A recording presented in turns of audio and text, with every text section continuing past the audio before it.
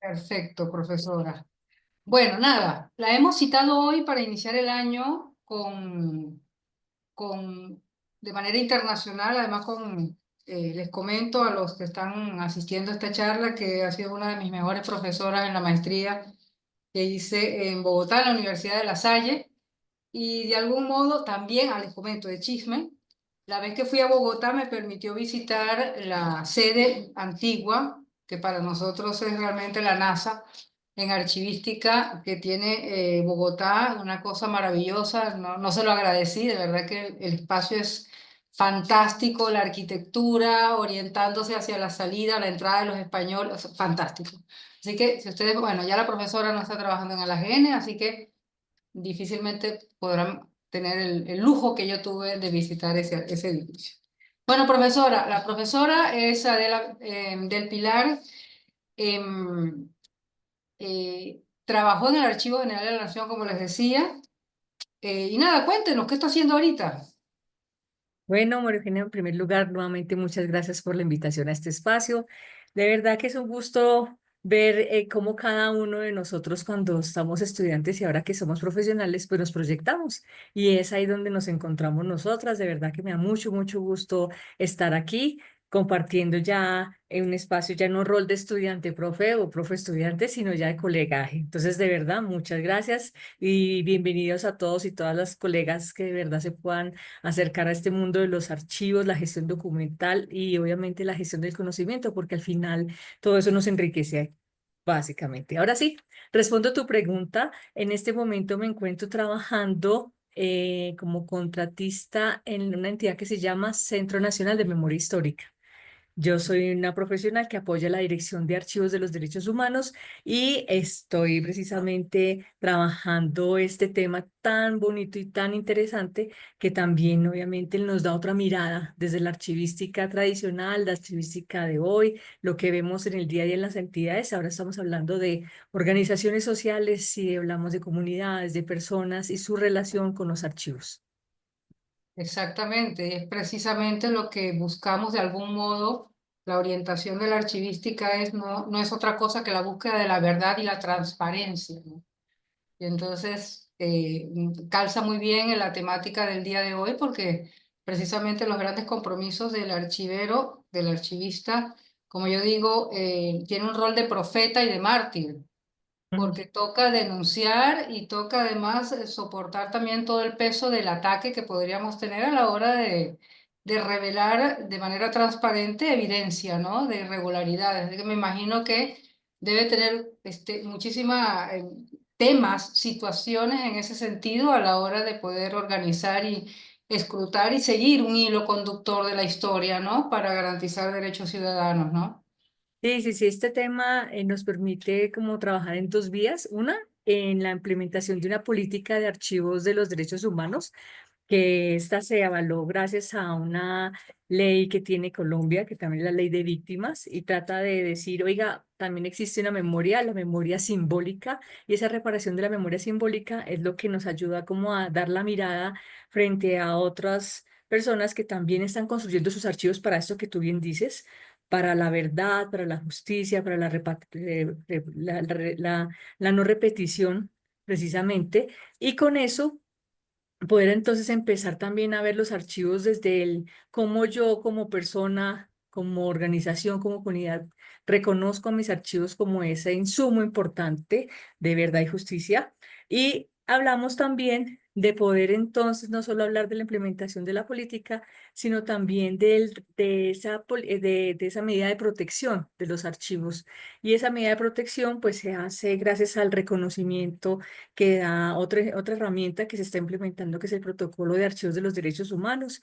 Y con eso poder decir, oiga, los archivos hay que protegerlos, identificarlos y registrarlos para poder ahí sí traerlos. Entonces, donde en ese momento en la entidad donde estoy, pues se logró obtener por parte de la UNESCO la certificación de reconocimiento como Memoria del Mundo de América Latina y el Caribe de 96 fondos que hacen parte del Archivo Virtual de los Derechos Humanos. Entonces fue muy bonita la experiencia de poder ir mirando hacer esa mirada, ir mirando fondo por fondo para poder lo que tú dices.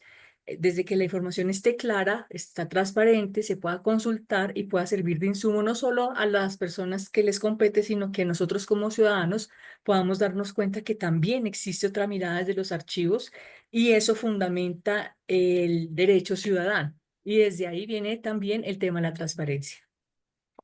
Sí, y mientras hablaba, hablando de los 96 fondos, ya en mi cabeza, que también soy informática, me imaginaba a todo el récord sin context, ¿no? El nuevo modelo conceptual de descripción, enlazando esos 96 fondos y toda la documentación que está conformando esos 96, o que ya conformaron, porque deben ser fondos cerrados posiblemente, Sí. enlazándose con metadatos que podremos vislumbrarlo dentro de 15, 20 años, ¿no? Y ese es el propósito, porque hílalo con el tema de preservación digital. Y cuando hablas de récords sin context, sí me parece que sería una gran apuesta. Tú sabes que todos somos muy ISAG, somos muy normativos de la norma, digamos que sí, la norma tradicional, aunque es avalada, ni más faltaba, pero sí creo que dar ese salto también es un poco más de dar convencimiento a estos archivistas que logremos dar una mirada también contextual, a pesar de que lo hacemos, la ISAG te permite acercarte un poco a ello. Sí haría falta esa otra mirada para poder, lo que tú dices, enlazarlo y generar esquemas de preservación digital. A pesar de que hay un archivo virtual, que es lo que, digamos, hoy yo trabajo y eso se puede, es público el acceso, sí valdría la pena generar una política estándar para no solo una, sino todas las entidades, pero llegar allá implica política pública y eso le compete al Archivo General de la Nación de Colombia trabajar. Ciertamente, y aun cuando pareciese que están muy distantes del deseo o del ideal, yo creo que están muy, muy avanzados. Cuando yo comparo la realidad de los sistemas de gestión que hay en Colombia, por lo menos la apertura que hay, y al menos lo que muestra el AGN como insumos, como documentos, como herramientas de trabajo, está muchísimo más cerca. Yo creo que ya ustedes tienen índice digital, ya tienen repositorios institucionales digitales vinculados a los procesos de transferencia documental, es decir, tienen han avanzado muchísimo con respecto a esto, ¿no? Pero evidentemente todo tiene que ir centrado al gobierno digital, ¿no? Para la democratización de la información, ¿no? Pero en ese ámbito donde estás ahorita, han logrado construir, porque aquí nuestra gran tragedia es la construcción de un hito nomás, un sistema de gestión documental. ¿Cómo están por allá haciendo esto, particularmente en tu entidad? Pues en la entidad que estoy trabajando tienen un sistema, pues digamos que creería yo que la mayoría de entidades públicas colombianas estarían implementando un sistema acorde con lo que dice el Archivo General de la Nación. Creo que ninguno se sale de ese esquema. Aquí somos muy normativos y más si estamos hablando del ente público, pues digamos es seguir esos parámetros, cumplir con lo que dice el Archivo General de la Nación es un mandato y eso se debe hacer. Sin embargo, yo diría que no podría hablar más de este sistema, sino de, pues, de los varios que han tenido casos de éxito, así como casos de fracaso en la implementación, porque muchas veces nos equivocamos. Todos los proveedores de gestión documental, de software de gestión documental, venden la idea de que es el mejor, que es el que cumple, que tiene todas las benchos, si son 30 requisitos, son los 30 que mejor dicho, mejor dicho, más no hecho, le hace Isaac Heizar, CPF, le da tres vueltas con la preservación, migra, mejor dicho, eso le falta es hablar. Y eso pasa aquí. Y ahí se han visto, pues yo te digo, más que hablar de una entidad específica, no es casos de éxito y de fracaso. Éxito en el momento en que por fin la alta dirección te pide, te apoya, por ejemplo, un proyecto de estos. Éxito cuando ya en tus planes institucionales puedes decir, oiga, vamos a apuntar a un software de gestión documental con los requisitos que cumpla, sea el archivo general o tu diagnóstico de documental que te permita decir, oiga, cuáles son las necesidades y los parámetros, porque no solamente es hablar de un sistema de información, sino pensártela y decir, oiga, los documentos también se deben organizar primero, algo tan básico, pero pues es así. Oiga, cómo estoy produciendo formas y formularios en el ambiente electrónico y eso hace referencia entonces a tu sistema de gestión documental visto desde desde el sistema mismo, no el software, no desde el software, sino desde la política y la línea interna, hasta que tú ya puedas implementar. Entonces, cuando yo hablo del éxito es porque si logras al menos permear un poco, ya empezar a cambiar la cultura, empezar a hablar de que a través del sistema podemos hacer todos estos escenarios de reconocimiento, hasta de contexto, de búsquedas, genial. Pero el fracaso cuando solamente tú llegas a la salida, al producto. Compro el software y no me miro en el espejo para saber realmente para qué es que yo compraba el software. Es como, es como cuando tú no planeas. Entonces, si tú no planeas, viene un fracaso en el momento de la inversión. Entonces, el software queda ahí. Yo conocí el caso de una empresa, imagínate, que invirtió, es decir, estaban muy conscientes de la alta dirección, ese es su éxito, donde ellos dijeron, no, vamos a todo, ¿no? La alta dirección dijo, sí, compremos el mejor software, entonces una gran inversión. Sí, se demoraron como 10 meses el esquema, en la digitalización, en la elaboración de los flujos documentales para la implementación, pero resulta que quien operaba el software no eran las personas que lo elaboraron, sino quien operaba eran las personas que llevaban mucho tiempo, 20 años, 30 en la entidad. Cuando empiezan ellos a ver que se les viene un mundo digitalizado de trámites automatizados, ellos dicen, no, no, no, espérese, yo no lo hacía así, yo no lo voy a trabajar así. Y nosotros nos negamos a hacerlo. Entonces, ¿qué pasó con esa?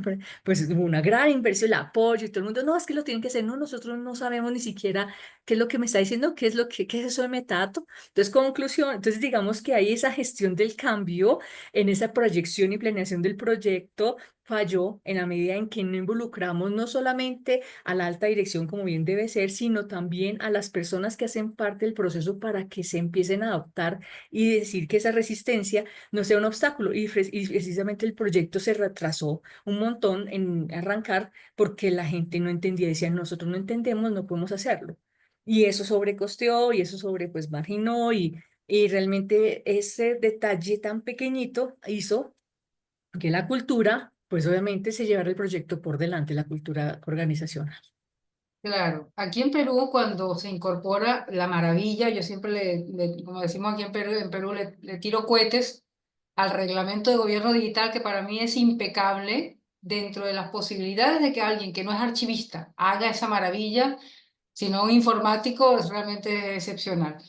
Pero luego nace transformación digital, que es precisamente esa incorporación, ese cambio de paradigma, ¿no? Para poder entonces aceptar de manera reconciliada la tecnología. Pero por lo menos hay un elemento que es que la alta dirección en Colombia entiende que necesita requisitos funcionales, vocabularios controlados, tesauros. Nosotros todavía tenemos que entender para qué necesitamos la valoración a la hora de incorporar un documento. Mm, Entonces ok. es complejo, o sea, el avance para poder comprender el reglamento de gobierno digital parte de la comprensión del archivista de los conceptos fundamentales. Cosa que para mí Colombia tiene una gran ventaja, que tiene un montón de universidades que da archivística. Sí, por ejemplo, aquí sí tenemos varias universidades, también hay varias maestrías, especializaciones, y que nos permiten aterrizar mucho estos conceptos y también generar una investigación también acerca de la evolución archivística, la gestión documental y, como te digo, esa transición ahora a la gestión del conocimiento que también es fundamental. Entonces, digamos que esa mirada sí se da, pero sí quisiera decirte que no todas las entidades públicas, digo públicas desde el sector porque son las obligadas a partir de una ley. También hay entidades privadas con sus casos de éxito y de fracaso, pero aún así todavía nos falta. Nosotros aquí vemos que todavía nos falta mucho, sobre todo cuando aquí hay un modelo que se llama modelo, el modelo de implementación. En mi PG se llama Modelo de Implementación de la Gestión de los Avances para la Gestión Pública. Y este modelo lo que hace es ver la política de gestión documental, cómo está y cómo están las otras.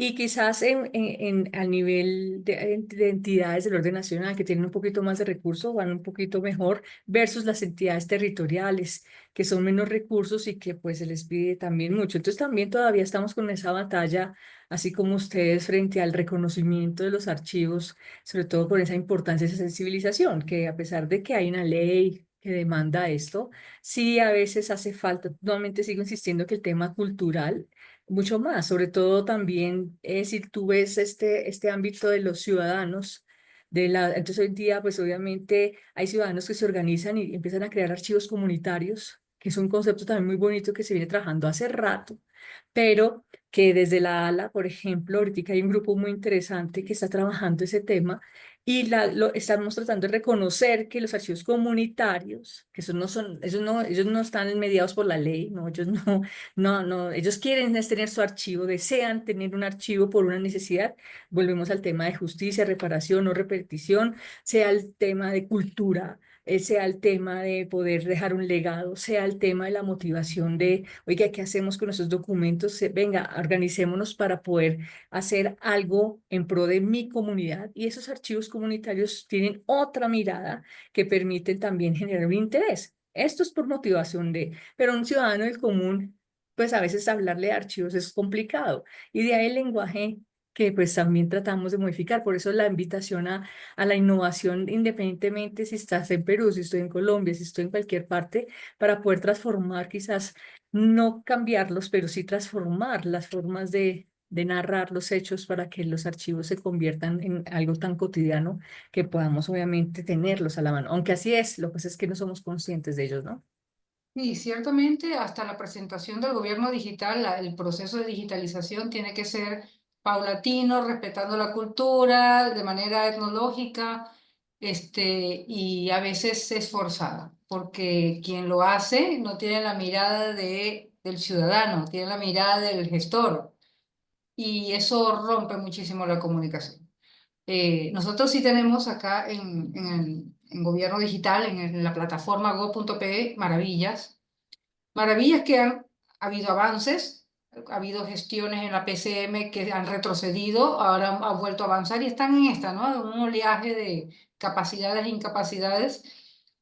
Pero ciertamente, bueno, uno de los del gobierno, dentro del gobierno digital, uno de los 7 elementos es gestión documental. Pero hay algo que yo siempre digo en mis cursos y es que puede que no sepamos de archivística, pero tenemos una herramienta que es la ley del procedimiento administrativo general, que te da las pautas. Ustedes tienen una ley preciosa, yo no sé si la conocí con usted, ¿no? La 2080 es preciosa, ¿no? Porque incorpora de manera definitiva el elemento electrónico, ¿no? Nosotros también tenemos una actualización que lo incorpora, no con la misma agudeza, porque ustedes tienen, creo que, incorporando electrónico desde hace 10 15 años, Sí, pero es eso el es punto de cierto. partida, ¿no? Ujú. Sí, el hecho de poder ya reconocer el documento electrónico dentro de los esquemas de gobierno digital fue un logro. Ahorita también hay un tema con esta oleada de la datificación en donde pues estamos hablando del analista de datos, el científico de datos, todo el tema de poder hablar de la transformación digital a partir de los datos. Entonces, si viene, como tú bien hablabas ahora, el tema de la gobernanza, de la información, lo hablamos nosotros.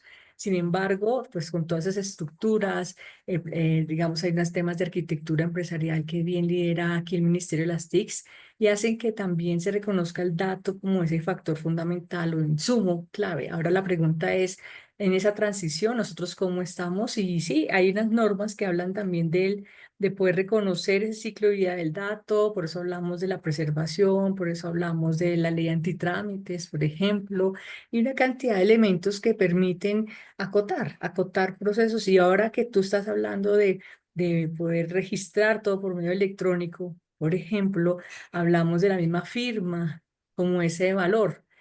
Probatorio, entre comillas, o no probatorio, digo, es la mediación porque el valor probatorio le da un abogado, ¿no? Un juez, perdón, que es donde viene a darse como un fallo, pero aún así el punto sensible es cómo yo plasmo una firma electrónica en un documento y cómo realmente yo quedo tranquilo. Eso es lo que hablaba, por ejemplo, ahorita con una persona que le estaba ayudando a hacer un trámite.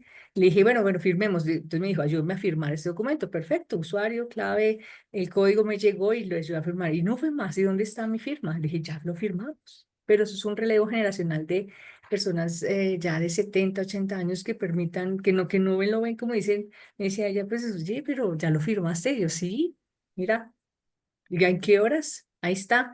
Ah, pero ahí no está mi firma, solo está mi nombre y un código QR. Esa es tu firma. Entonces, haciendo esa transición de ese entender, entonces aquí hay varias, el contexto frente a cómo nosotros generamos toda esta información es necesario entenderlo para poder atender las necesidades de los usuarios, sean en materia electrónico, de generación de sistemas de información, hoy estamos hablando de machine learning, de extracción de datos, de toda cantidad de elementos tan importantes, pero ojo, espérate, ¿para quién es eso? ¿Por qué lo estamos haciendo? Y más con la inteligencia artificial, que sí se está llevando unos aplausos buenísimos porque nos ha ayudado muchísimo en muchos aspectos, pero la reflexión nuevamente es, ¿y nosotros desde la artística qué? Como decir, como gestores documentales, en qué parte del proceso estamos y cómo es que nos estamos montando también a toda esa implementación de tecnologías para poder hablar en ese idioma, pero sin dejar de lado pues nuestro lado social también, porque es otra parte fundamental de lo que hacemos. Entonces eso es importante, ver esa archivística social en medio de esta tecnificación eh, que vivimos en el mundo contemporáneo. Sí, yo recuerdo que hace unos años el AGN Perú me invitó a una charla en el Ministerio de Cultura, em, y porque como entraba, ya la idea, ya estaba la ley de gobierno digital, no el reglamento aún, los archivistas estaban estaban mortificados, ¿no? Pero yo creo que también nuestro rol es darle tranquilidad, porque la aparición del gobierno digital y dentro de la gestión documental, realmente ha puesto en evidencia la necesidad de la archivística. A mí en los cursos me preguntan, pero, ajá, la firma digital y ¿cómo hago, cómo sé yo que es confiable? Y es solamente el juicio archivístico el que te da la respuesta, porque todo lo que está en el entorno electrónico es la réplica, pero con otro mecanismo de la archivística tradicional. Todos los procesos se mantienen, todos los procedimientos, inclusive ahora posiblemente sea más importante la valoración documental en Mm. la construcción de un sistema que antes, porque antes, bueno, recibías y luego me podías valorar. Ahora necesitas valorar desde el ingreso. Y hay algo que, bueno, yo estoy disfrutando muchísimo, que es que como estoy en el momento de la incorporación de la tecnología, descubrir esas normas nuevas que tratan de tapar esas falencias o esas brechas culturales.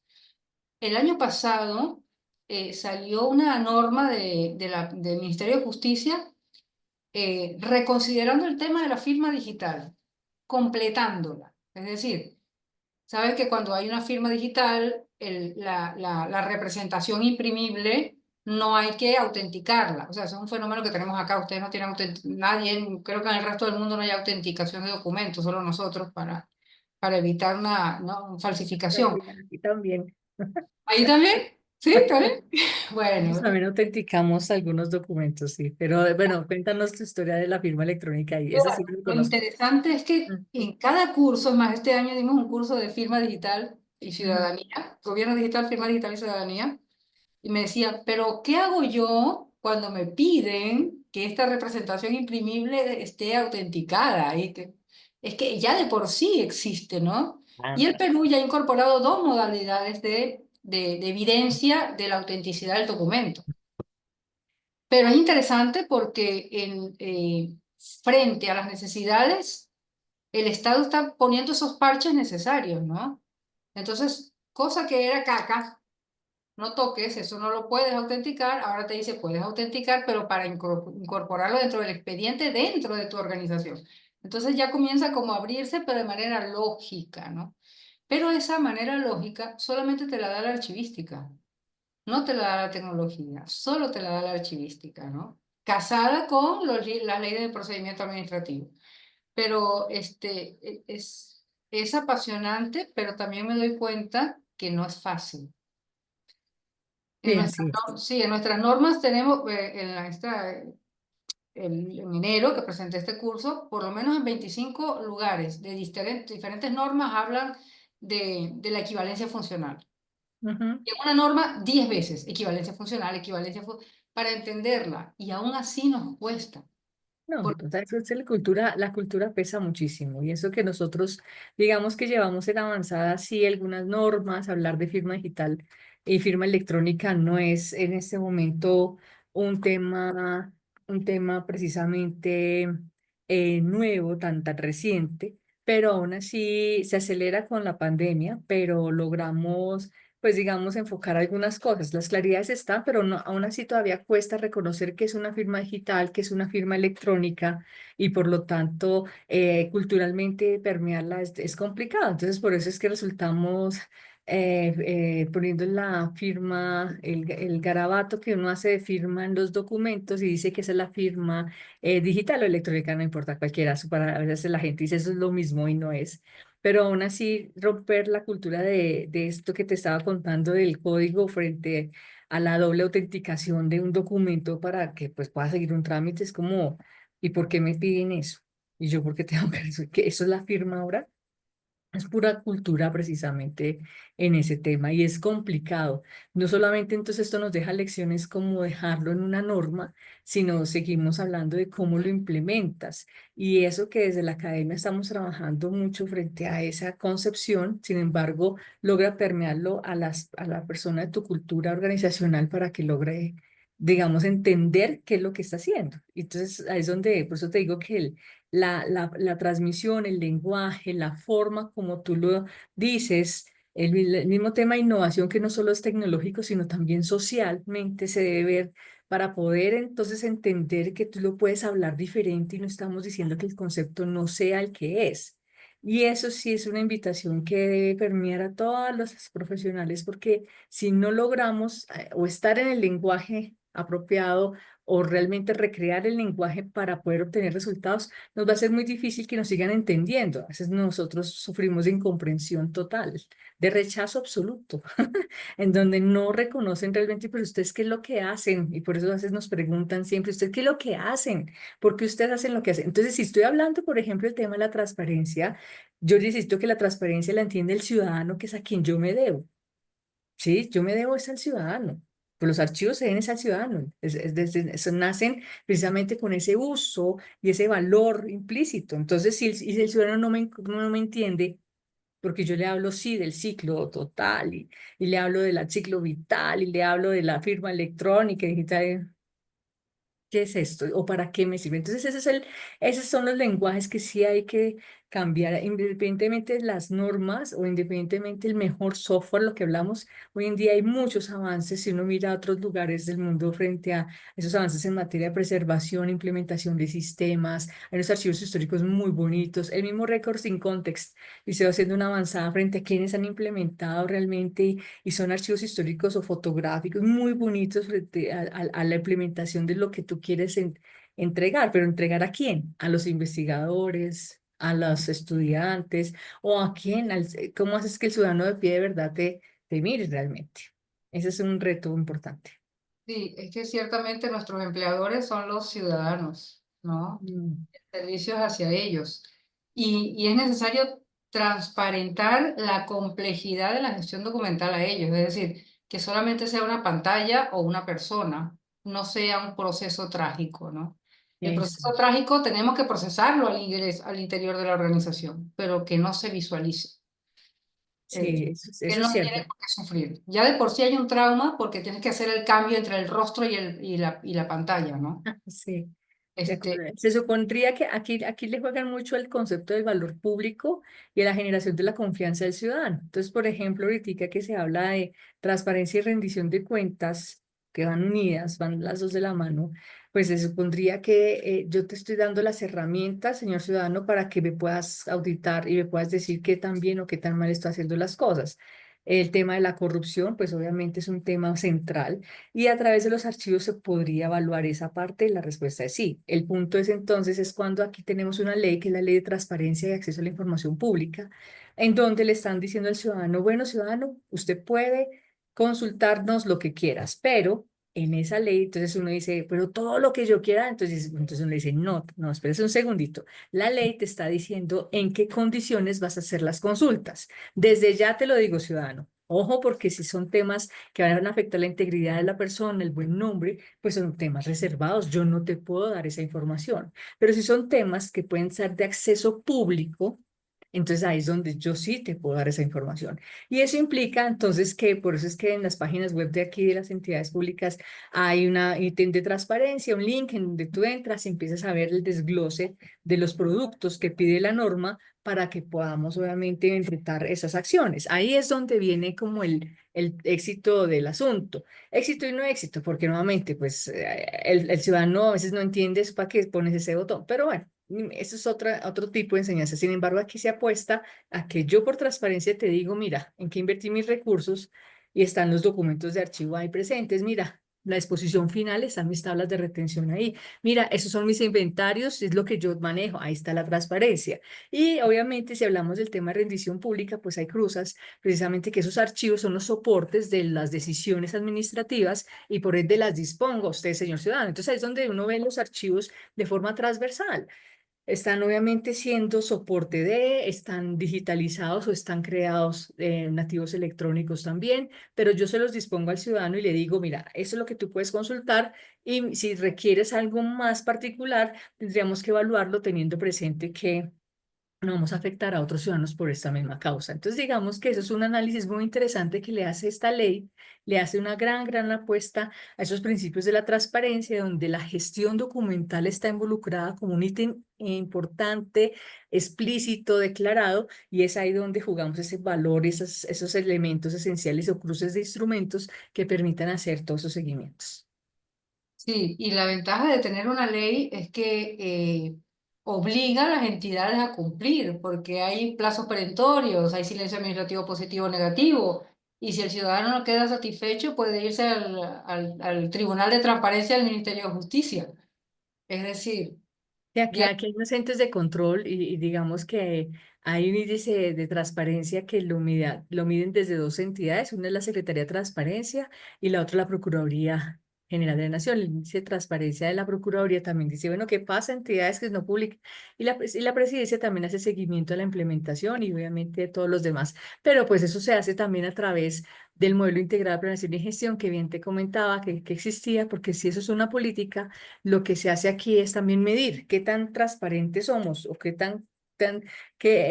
cómo es que nosotros estamos cumpliéndole a la política. Aquí son 18 políticas las que se cumplen en el modelo y la pregunta que se hace es, ¿usted entidad si es eficiente? Entonces te miden.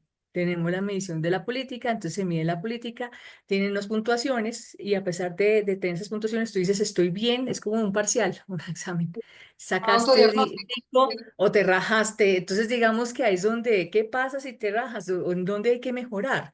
Y si uno habla de la mejora continua, de la calidad y poder saber hacia dónde apunta, pues te da la oportunidad de.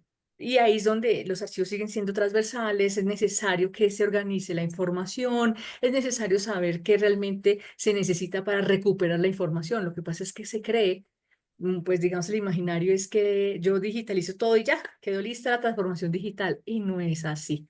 Hablar de esquemas de metadatos, de implementación en sistemas, es un tema complejo que merece que un análisis por expertos y creo que es donde somos llamados nosotros a trabajar en ello. Claro, todavía nosotros acá no terminamos de entender que son los gestores documentales los que tienen que elaborar esos instrumentos fundamentales que son archivísticos, esquema de metadatos que corresponde a la organización, a requisitos funcionales y no funcionales. Los no funcionales pueden ser comunes, pero los vocabularios, por ejemplo. A mí me causa gracia que nosotros tenemos dos plataformas para firma digital, una muy antigua y una que es de la plataforma en sí, pero la estructura de presentación de la data de la firma digital son distintas. Entonces ya no te sirve como homologación, o sea, hay uno que tiene año, mes, día, el otro tiene día, mes, año, y, entonces ya te das cuenta que no ha habido una propuesta de homologación desde el punto de partida. Y eso le toca a la GN. Nos guste o no, eso le toca a la GN. ¿Cómo presentas los nombres de Sí. los ciudadanos? ¿Cómo presentas si vas a hablar con DPE o PR o como Perú? O sea, tienes que empezar a definir para todas las entidades públicas, ¿no? Pero todavía nosotros estamos en la etapa de la libertad. Pero, Y seámoslo siempre, pero eso va a dificultar la recuperación de la información a partir de la indización. en un marco de interoperabilidad. Va a ser complejo.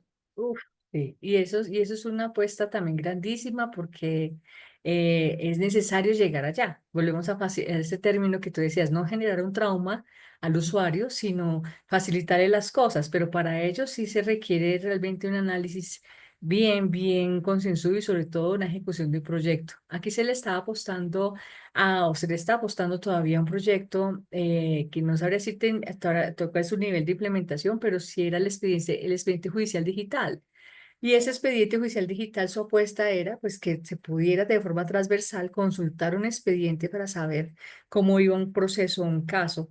Y eso implica una interoperabilidad muy grande, una robustez en sistemas, no solamente es decir, sí, hablemos los sistemas, no, sino realmente apostarle a que esas implementaciones se puedan dar desde todos los equivalentes funcionales, las políticas, las formas, la data, la forma, lo que tú dices, los tesauros, las taxonomías, todos esos elementos son supremamente importantes en una implementación y no es tan sencillo realmente hacerlo, pero sí manda mucho tiempo. Y si hay una gran apuesta en interoperabilidad, pues también debe haber una apuesta en la seguridad de la información porque hoy en día está de moda el robo de o los famosos hackers de sistemas de información, en donde se ha abierto una brecha en la cual pues ya han habido casos de robo de información en entidades públicas, por ejemplo. Y eso ha traído también grandes inversiones y desfalcos también, porque imagínate tus datos rodando en cualquier parte. Y algo tan sencillo, por ejemplo, como el WhatsApp, que ahorita está de moda el hackeo del WhatsApp, pues dime tú si tú no sufres cuando alguien escribe por ti, te está pidiendo y piden dinero a nombre tuyo. Entonces, ¿cómo no será una entidad? Claro, y ahorita que hablo del WhatsApp, ¿cómo están incorporando? Porque el WhatsApp es parte de la gestión documental de las organizaciones. ¿Están logrando incorporar las redes? Porque en cuanto una organización abre una red, ya es parte de la gestión documental. Sí, así es. ¿Están logrando incorporarlo? Estamos en ese proceso, digamos que la norma involucra, sobre todo cuando hablamos de atención al usuario, de obviamente generar esquemas de transparencia, como hablamos, y de valor público. Efectivamente, tanto el WhatsApp como en todas las redes sociales hacen parte de ello. Había una norma que hacía referencia al archivamiento web, por ejemplo, en donde logra pues, tratar de reconocer esto para que fuera parte integral de no solo un expediente, sino también de la vida institucional. La conservación permanente en un ciclo vital, pues era fundamental. Estábamos en ese proceso, es complejo muchas veces entender cómo yo voy a archivar un WhatsApp, cómo yo voy a archivar un tweet, bueno, o un comentario de Instagram, pero sí la apuesta es hablar de archivamiento web desde ese frente para que sea parte también de esa producción documental. También se valora, también tiene el ciclo, también estamos hablando de la forma como se transmite, se recrea y el deber de las entidades de responderlo tal cual como si fuera una solicitud formal, radicada, puesta a una entidad. Entonces ahí es donde el reto de las entidades se amplía más cuando hablamos precisamente de esto. Pero es clarísimo que las sentencias, por ejemplo, que se hacen a través de mensajes de WhatsApp, frente a requerimientos de usuarios, pues esos son fundamentales cuando los reconoce. La prueba del perito forense también dice si se certifica que este mensaje hace parte de una prueba, se envió el documento, se alteró el documento, se alteró el WhatsApp, no, están los mensajes de voz. Decía yo en alguna clase con mis estudiantes que ojo con los mensajes de voz que también pues facilitan la vida, pero también te pueden meter en muchos problemas si no seguimos las políticas institucionales. Y también ahí es donde está el reto. Por eso es tan importante la gestión del dato, porque eso se va como dato estructurado. Se va Ujú. como dato estructurado. Nosotros tenemos aquí un gran reto de comprender el tema de los datos estructurados y los semiestructurados. Ah, Y de algún modo creo que nuestro futuro es irnos hacia al record management, de algún modo, dentro sí, de sí. 80 años, pero creo que ya estamos empezando porque tenemos que empezar a extraerle recursos al dato, ¿no? Sí, Eh, Todavía el dato no lo estimamos como un elemento fundamental para una toma de decisión, ¿no? pero la tendencia en los análisis de datos y por eso las ciencias de datos hoy están muy de moda. Y obviamente el business intelligence, en donde pues involucra estos temas de no solamente de recreación o reconocimiento, estandarización de datos, sino también la visualización de los datos. Hoy en día es fundamental. Entonces, digamos que sí o sí se está hablando del dato en la toma de decisión. Pues yo pero no es que diga que el dato en sí mismo, por sí mismo, sino es obviamente toda la comprensión, ¿no? Lo que se Claro, toda hace la información en que todo el trae. esquema. Sí, para poder obviamente, o sea, porque las grandes contenedores, qué hace un chat GTP? Ujú. Pues, pues trabajar con datos, que uno lo Claro, alimenta los datos, pero ¿qué datos y la calidad de los datos? Por eso claro, te dicen ojo con lo que se produce, por ejemplo, por medio de ChatGPT para poder saber si es corporativo o no es corporativo y quién lo emite. Entonces viene la claro. ética desde la inteligencia artificial. Aquí se acaba de aprobar un COMPES para la inteligencia artificial. Y el COMPES tiene una apuesta grandísima y uno de sus componentes es la ética, en donde también estamos hablando de cómo se está utilizando esta información para su uso en qué. Y algo tan sencillo como en la universidad, si uno lo ve a veces tan sencillo como el copy-paste de un texto, ahora imagínatelo en una organización, copy-paste, entonces no sé, Yo eso es recuerdo muy complejo. ¿Mm? hace como 2 años vi una noticia del Poder Judicial peruano que quería utilizar la inteligencia artificial y yo me iba a morir. Porque primero, las bases de datos de quién, nuestra, y quién la va a manipular, y quién entonces me genera los algoritmos. Lo voy a comprar al extranjero. Luego, tengo valorada esa información, qué datos sensibles posiblemente, o sea, es una locura, ¿no? Una El locura. tema ético es lo más grave con el tema de la inteligencia artificial. Y hay algo que a mí me preocupa muchísimo, es que la tecnología está sacando el aspecto humano. ¿En qué sentido? Que uno dice, bueno, es una máquina. Sí, sí, es una máquina, pero te manifiesta afecto. Es- Suena raro, pero te manifiesta afecto. Y alguien que se ha desvinculado de la realidad puede simplemente vivir con la inteligencia artificial. Yo lo digo porque una vez me equivoqué, eh, estaba escribiendo a mi vecina, que ella tenía un perrito, y no, ya tenía el gatito, y me dice, le digo, oye, en la parroquia están bendiciendo animalitos, ¿quieres llevar el animalito para que bendiga a tu gatito? Y me equivoqué y apreté fue el botón del chat, de la inteligencia artificial del WhatsApp. Y el WhatsApp me dijo, ay, muchísimas gracias por invitarme. Yo soy una máquina y no tengo animalitos, pero eso es muy lindo porque los animalitos hay que quererlos. Y yo, luego, como a los 15 días me equivoqué otra vez. Y me pregunta, ¿y cómo se llama tu gatito? Y ahí la dejé, a la loca esa la dejé ahí plantada, ¿no? Pero como a los 15 días tenía que pasarle el apellido de un compañero docente a otra persona y otra vez estoy viejita y presioné mal el botón. Y puse el apellido del profesor. Y la inteligencia artificial me agarró otra vez. ¡Ay, qué bonito nombre tiene! Sí, porque los animales... Y siguió hablando. O No, en sea, ella serio. sola. Entonces, ¿qué ocurre? Que una persona sola puede dejarse atrapar por eso, pues, ¿no? Pues sí, Entonces, hay estudios ya de eso. Es más, hay más, hay películas y series, ¿no has visto? sí, Que hacen referencia a todos esos casos. Pero ahí es donde viene también nuestro rol frente a a la participación nuestra en todos estos aspectos que sí afectan la vida cotidiana. El tratamiento de la información es parte de nuestro core y nuestro actuar como profesionales. Y sí, la invitación es verlo desde todos los frentes. Hay muchas reflexiones en documentales, series que permiten precisamente hacer eso, un análisis de, oiga, ¿cuál es el rol? Oiga, nos están siguiendo, oiga, el rol del teléfono, el rol de la red, el rol de el algoritmo, ¿sí? Entonces muchas veces están como detrás nuestro, pero aún así, ¿quién es el que lo alimenta? Pues nosotros mismos. Por eso es que aquí se implementa una política de tratamiento de datos personales, hay una ley también que nos acerca a ello y dice, pues tú le haces el botón, le das clic al botón aceptar el tratamiento de datos y ya estás permitiendo que accedan. Entonces hay personas que dicen, pero si no hago el clic, pues no me atienden.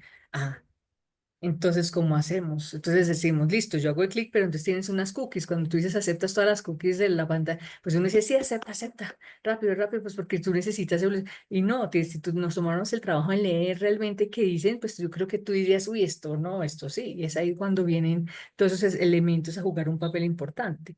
De ahí el tema de la valoración. La valoración, si uno de verdad fuera tan consciente de realmente que esa información está en el aire tuya, pues uno diría, oiga, déjame lo reflexionar selecciono. ¿Y quién es capaz de poder identificar estos elementos que hacen parte de ese esquema de valoración? Pues nosotros, los que estudiamos esto, los que trabajamos en esto, los que estamos, digamos, viéndonos, dándonos cuenta de que la gestión documental no solamente es organizar documentos, o solo digitalizar, o solo generar estructura de datos, sino que realmente va un poquito más allá si le hablamos en materia del contexto, que hace parte, ese que hace parte para qué lo quieres hacer o por qué es ese propósito. A nosotros nos fundamenta mucho este tema, transparencia y rendición de cuentas. Creo que eso es un factor importante para poder hacer seguimiento al mismo Estado, desde el Estado o para el Estado o en cualquiera de los frentes que tú lo tomes, pero aún así sabemos que los archivos son esa fundamentación, archivos físicos, archivos digitales, archivos electrónicos, archivos en cualquier tipo, formato, soporte, y es ahí donde viene todo esto. El WhatsApp, como hablamos, es un audio, es un factor supremamente importante y se valora, así como, pues obviamente, los documentos que tan antiguos son.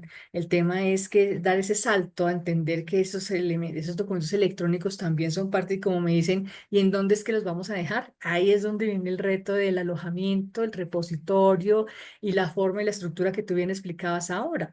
Si no sabemos entender eso, va a ser muy difícil porque no es cualquier, por eso es que vienen los vendedores y pues chévere que vendan, ¿no? Pues todos necesitamos vender, pero el tema es cómo venden y tú qué quieres. Si no la Sí. tienes clara, va a ser muy difícil realmente obtener resultados, así tengas el mejor software, la mejor máquina o el mejor ser de inteligencia artificial que ya, hasta hay experimentos de, ¿no? De que ya tienen hasta cerebro y todo lo demás, y pues bien, está la revolución de las máquinas, pero ¿cómo lo vamos a asumir? No sé. Y el tema de la responsabilidad, yo a veces digo, la responsabilidad del gestor documental de la organización donde se compra el software, porque es el único que realmente le cae la carga, porque es el único que sabe.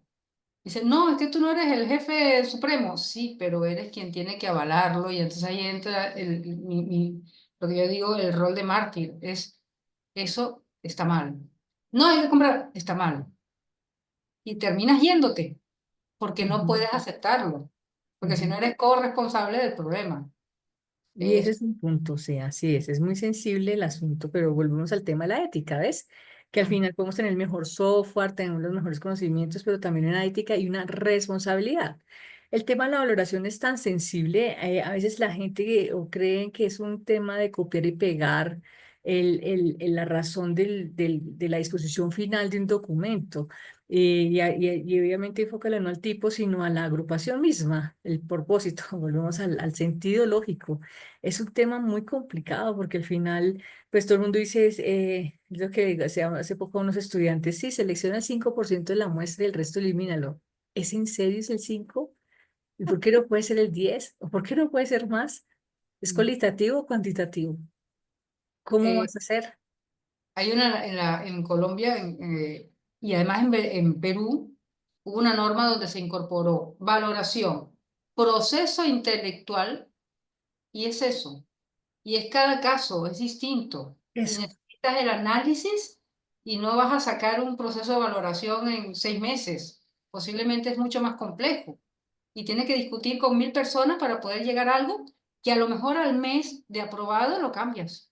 Ujú. Porque una realidad, por ejemplo, nosotros tuvimos aquí una realidad con uno de los varios presidentes que hemos tenido en los últimos 6 años, 7 años, donde ingresaba gente y nosotros tenemos en el portal de transparencia en tiempo real las personas que ingresan a las entidades públicas. El registro automatizado, o sea, tú sabes quién va ingresando en el momento que vas viendo la pantalla. Y había gente que no estaba en el registro o que estuvieron en el registro y lo sacaron. El tema es que ese registro antes de pandemia estaba el electrónico, que se ve por la gov.pe, pero también estaba el papelito, porque cuando llegabas tú ibas a visitar al director tal, y el director tenía que firmar el papelito que lo habías atendido, no se había ido para otro lado. Ese papelito tenía un plazo de valoración cortito, posiblemente. A partir de la desaparición de registros en la plataforma, ese papelito empezó a cobrar relevancia impresionante. O sea, es decir, necesito que permanezca más tiempo. Cuando abran un proceso, después que el presidente después de 5 años se vaya, ese papel tiene que estar ahí. Entonces, la valoración puede cambiar de acuerdo a una circunstancia. ¿no? Y no es algo estático, ¿no? Una vez en alguien del Archivo General de la Nación le preguntó, ¿sabes de alguna entidad que tenga las tablas de valoración incorporadas al sistema de gestión documental desde mesa de partes, desde la recepción? No, pero hay una que la tiene al final. Y digo, ¿y Ujú. cómo tú restringes el acceso a esa información al inicio y en el trámite? Puedes estar sacando datos sensibles como transparencia. Entonces es tan delicada la valoración. Sin valoración no hay protección de datos. No, No hay protección de datos. Es muy complejo. sí. Ese tema, pues te digo, y ahí tienen las nuevas tendencias, entonces por eso es que uno habla de criterios de valoración desde muchos frentes, no solamente hablamos de una, aquí se implementa mucho Manuel Vázquez, que digamos que nos ayuda en su manual de selección documental, habla de su valor primario y su valor secundario, y no está mal. Pues digamos que es un esquema que se ha adaptado aquí y con eso aquí, pues digamos, estas tablas de retención o de valoración, pues digamos, van asociadas a esto, pero hoy nos hemos dado cuenta que nos quedamos cortos. No solamente es un valor primario y secundario, hay otros criterios de valoración que hacen parte y que tú deberías ser capaces de encontrarlos para poder identificar algo tan, digamos, puede ser tan sencillo, pero tan impactante para una organización. Y es ahí donde viene todo esto. Sí, ahí sí digitalízalo, ahí sí recreale los metadatos, ahí sí haz todo el escenario que debas tener en materia electrónica para que pueda trascender. Es más, se habla de preservación digital y con sus diversos formatos, soportes, formas, es buenísimo y las teorías están buenísimas y también son aplicables. Pero el punto sensible es el pensar antes de actuar. Creo yo que el filósofo tenía razón en ese sentido. Sí, el tema es la prospección. La prospección, ¿no? No quedarnos con algo y como ya lo hicimos así, así se queda. O sea, Sí. no es, todo tiene que ser, todo tiene que evolucionar. Por eso hay un tema que yo siempre discuto y es que en el Perú, cuando vamos a desarrollar sistemas, así sean parciales de gestión de algo, dicen, eh, ¿qué quieres? Y yo te digo cuánto va a durar, te dice tecnología. Digo, en gestión documental no puede ser, no lo puedes asumir como proyecto, es toda la vida. O sea, es desde que nace un niño, no es que, ok, a los 5 años ya no te pago el colegio, no, tienes que hacerlo el resto de la vida, porque si lo ves como proyecto, falta un metadato, ah, no, cuando haya plata el año que viene y no lo vas a utilizar nunca. O Es sea, no sí, puedes asumirlo como proyecto, porque el proyecto tiene inicio y fin. Y sí, si es no existe cierto. bien, no lo puedes usar. Es Ujú. todo un tema y es cultural, subcultural. Tema Y de también comunicación entre informáticos y archivistas. sí, total, pero también va asociado al tema presupuestal y el de seguimiento del recurso. Entonces, que a veces aquí a veces se adolece y creo que en la mayoría, no sé, si en algunos otros lugares de entidades públicas o privadas también, frente a la inversión versus el resultado. Entonces, eso que tú dices, me falta un metadato, pero oye, invertimos tanta plata, ¿porque me estás diciendo a estas alturas? Quizás no fue de mala fe o quizás no fue una falta de planeación, es como tú dices. En la implementación se requiere que logremos analizar algunos factores. Aquí se habría propuesto hablar de software colaborativos o software también que hacen parte de el tema de sandbox o areneras que permitieran jugar con ello. Entonces, eso también me parece que es súper crítico en esa parte. Sí, yo creo que siempre hay que incorporar metadatos. Por ejemplo, en esa norma que te digo del año pasado, eh, que evolucionamos conjuntamente con tecnología, con la PCM, se incorpora la posibilidad de extender el tiempo de una firma digital. Es decir, nosotros teníamos firmas digitales donde que le llamábamos sellado de tiempo, algo que cuando se vencía el certificado digital, ya la verificación de la autenticidad te salía como indeterminado. Es decir, tiene valor legal el documento por la firma, pero ya el certificado que lo generó ya no te muestra la imagen como verde, sino amarilla. El tema es que se ha hecho una extensión para que se extienda el plazo. Eso significa que aquello que se firmó de manera inicial hace unos 4 o 5 años, que debe ser ahora de valor permanente, permanezca en el tiempo, independientemente también del sistema de gestión documental. Entonces se extiende, ¿no? Y eso implica un metadato extra. por ejemplo. Y es ahí Mínimo. donde tú dices cómo vamos a hacer para justificarlo. Por eso es que hay que recrear también las formas de esas inversiones en lo público y obviamente en lo privado igual. El tema es esto, que también nos tenemos que permitir ese escenario de poder recrear los productos y mejorarlos porque no van a actuar solos, obviamente. Esto es necesario seguir trabajando, experimentando. Hablamos de cultura, hablamos de procesos, hablamos de flujos, hablamos de metadatos, hablamos de preservación y empezamos a leer una cantidad de elementos importantes desde la misma digitalización, la forma de la extracción de los datos, hoy estamos hablando de lectura de datos, extracción de datos y cómo le enseñas a la máquina también a trabajar esos datos, el machine learning frente a todo este reto de esa implementación. Entonces, mira, todo el espectro y solo empezamos por un tipo como tal valorado. Por Terminamos eso en esto. los archivistas Entonces, tienen un montón de trabajo, así que no hay que tener miedo porque nos vamos a quedar sin empleo. Y además que estamos ¿no? hablando de lo electrónico nada más. Y todos esos fondos acumulados, que en Perú yo lo he empezado a utilizar, el fondo abandonado, que es más fuerte, Sí, claro. todo eso hay que recuperarlo, Uy, ¿no? claro, y eso es derecho ciudadano, eso es transparencia, eso es rendición de cuentas, eso es uso del Exactamente. recurso público Y y lo eso es peor, que fundamental. los que están más desfavorecidos son los que están en provincia, Uf, en las municipalidades locales pequeñitas. Y esos son los que están más abandonados, porque no hay recursos. ¿no? Bueno, profesora, tenemos la posibilidad de ver si algún participante quiere hacer alguna Sí, total, consulta. buenísimo. A Vamos a ver ver, quién tienes un valiente, necesitamos un par de valientes que se animen a hacernos preguntas. se intimidan, pero esto es un café. Espero que todos estén Y eso tomando es un café. café. Sí, yo No sé también, si en igual. Bogotá, ¿cómo está el clima ahorita en Bogotá? Con frío, aquí estamos fríos, fríos. ¿Ustedes Esto cómo es un están? horno. Esto es un horno. ¿En serio? Es No, terrible. aquí sí estamos con lluviecita, lloviznita, la chaquetica, está haciendo frío, Qué rico, qué rico. A pero ver, bueno, ¿algún ven, valiente? hay valientes en esta sala. No, me parece que no. Bueno, pero O eso está es tan, bueno. tan claro, profesora, que está No, quedando estoy tan muy feliz que todos nos entendieron lo que hablamos. Pero lo importante es que, ojo acá, y para estas reflexiones finales nuestras.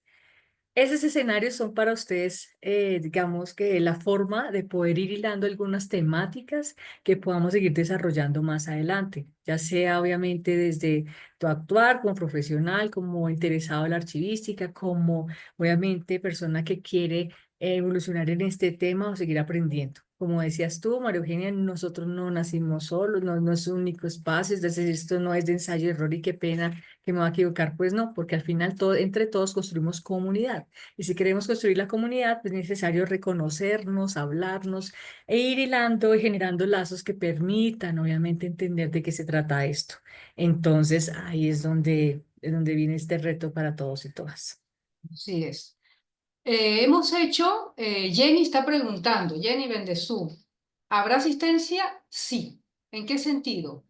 Les he compartido en el chat un formulario donde hemos puesto algunos temas para próximos cursos. Es decir, ustedes votan y cuando votan, como ponen su nombre, vamos a saber eh, de dónde vienen, o sea, de qué país son, para también orientar la norma al país donde estén, de donde sean los asistentes.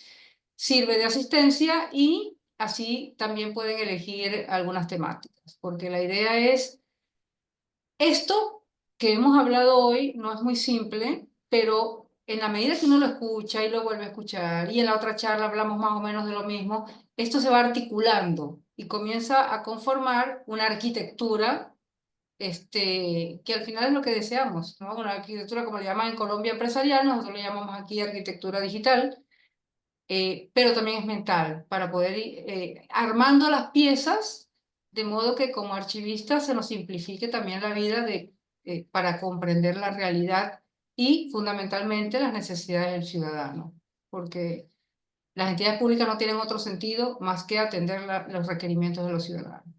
Así es, de acuerdo. Para eso ¿De qué se estamos. trata? Ujú. Bueno, profesora, sus palabras finales antes que nos voten.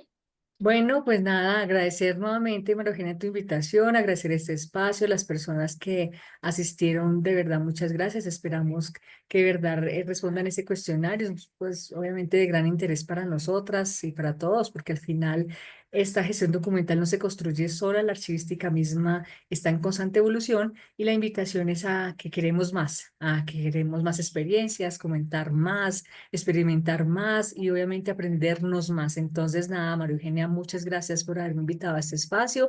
Espero nos veamos en otra oportunidad, que no sea la única. Y bueno, muchas felicitaciones de verdad por propiciar este diálogo entre colegas. Muchas gracias. Muchísimas gracias, profesora. Y bueno, les informo que además la profesora se ha incorporado también al staff de docentes, así que va a estar acompañándolo con los cursos y que no se la pierdan porque la riqueza que uno puede extraer de Colombia y de toda la maravilla que tienen, con todas las dificultades, porque si la gestión de calidad considera verificar y actuar para corregir, nosotros también. Exacto. PHBA incorpora verificar los errores y corregir, así que para eso Así estamos. es.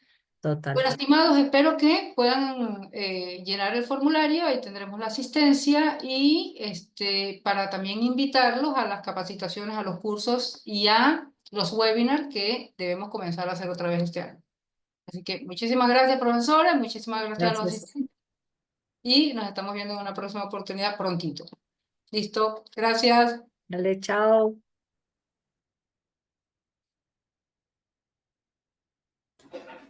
Excelente noche, muchas gracias. Gracias.